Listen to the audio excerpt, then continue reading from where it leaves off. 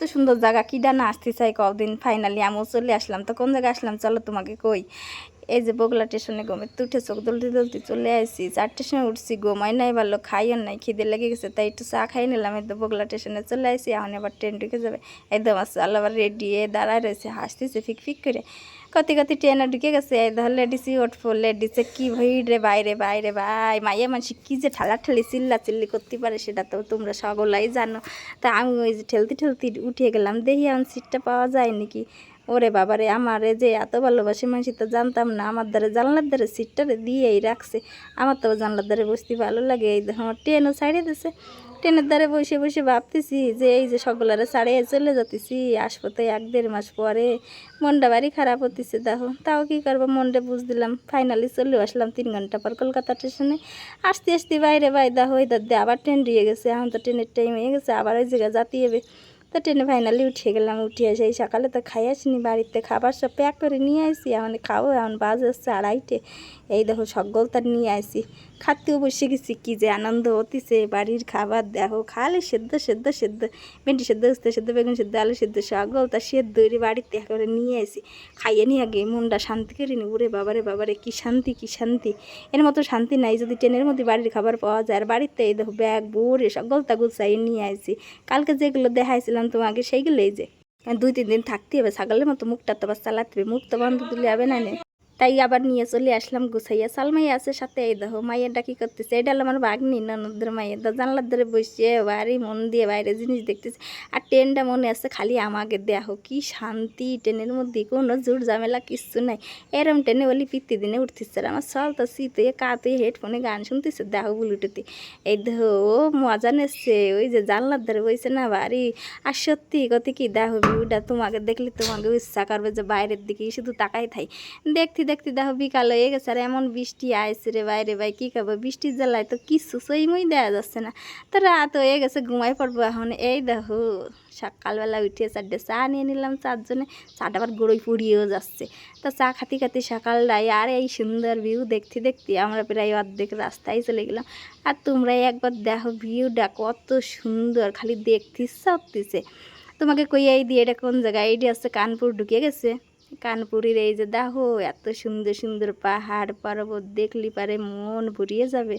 আর এই দেখো আমার নন্দী আবার গাড়িতে উঠে গেছে, সকালবেলা উঠে নিয়ে আমার জন্য এবার খরমুজ নিয়ে আসে। আমি তো খালি খাইয়ে যাচ্ছি খাইয়ে যাচ্ছি দেখো। আর সত্যি খাইয়েও শান্তি। আর এই দেখো চাল আর বাগনিয়াটা কী করতেছে, ওরা দুই ভাই তুই মস্তি মাতিছে। সকাল অতি অতি ভাই তখন তো দেখাইছিলাম ফাঁকার ধর ট্রেন বসে গেছে, আর আমি তো খাইয়ে মজা নিচ্ছিলাম, খালি খাচ্ছি আর খাচ্ছি। আর এইদিকে দেখো এরা দুজন কী করে রোমাঞ্চ করতেছে দেখো। আমার নন্দী জামাই কি ভালোবাসার গল্প করতেছে। আমি আবার এই সুন্দর সিনটা ছাড়তে পারলাম না, ক্যামেরাবন্দি করেই নিলাম।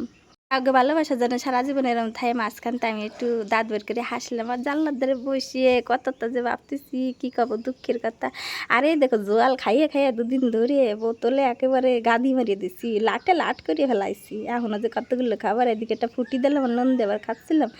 খাওয়ার আর শেষ নেই, আমার নন্দে যেমন খাতে পারে আর আমারও সেরকম খাওয়াচ্ছে মনে হচ্ছে 2 দিনে ওটা বানাই দেবো। এই দেখো আবার গটি গরম বানাই নিয়ে এসে।